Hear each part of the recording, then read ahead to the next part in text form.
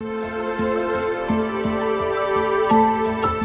Inside Track with music psychologist Dr. Siu-Lan Tan. Imagine getting ready for the big reveal at the end of a movie. The detective spins around and announces, and the murderer is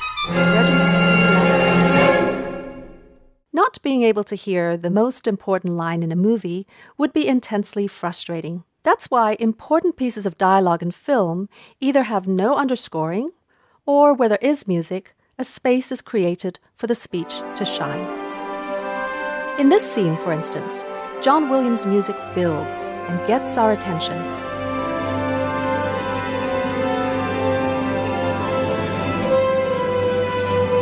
And then E.T. speaks. I'll be right here. And when E.T. has finished speaking, the music comes back in like an exclamation point.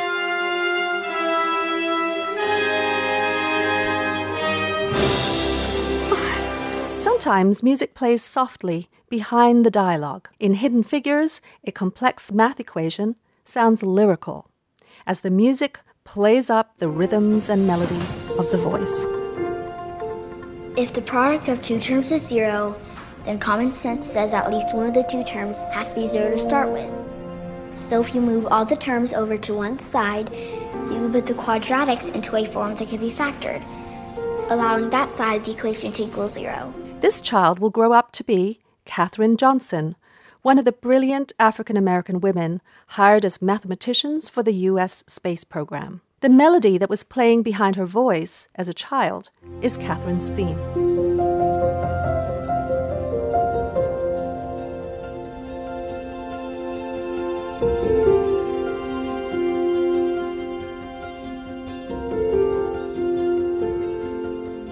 Lastly, here's an example that illustrates an interesting psychological phenomenon. What's that?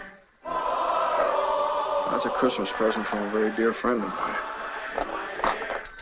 Look, Daddy, teacher says every time a bell rings, an angel gets his wings. That's right. That's right. Attaboy, Clarence. That was the closing scene from It's a Wonderful Life. As soon as the dialogue begins, the singing gets softer and then louder again after the dialogue ends. But this should seem a little strange because the song is being sung by people standing a few feet away from George and his family. Yet it gets softer and then louder again, although nobody has moved. So why don't these shifts in the loudness seem odd to us?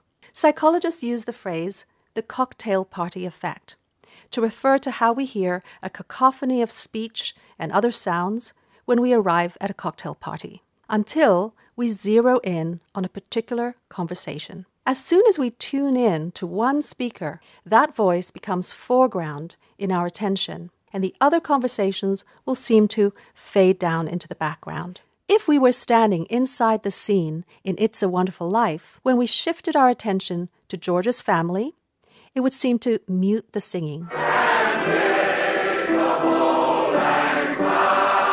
that? That's a Christmas present from a very dear friend of mine.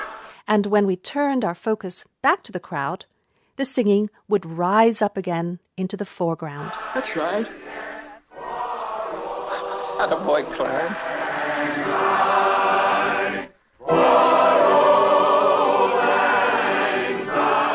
So the audio in the scene doesn't portray an objective reality, but rather our psychological and subjective experience of sound, making the effect seem quite natural. The crowd singing is a powerful musical and emotional backdrop for this closing scene, which celebrates people uniting together. So cinema privileges the voice, and music often has to stay out of the way of the dialogue. However, when treated effectively, the interplay between voice and music can elevate dialogue, making it much more emotionally resonant and enriching the musical qualities of the voice.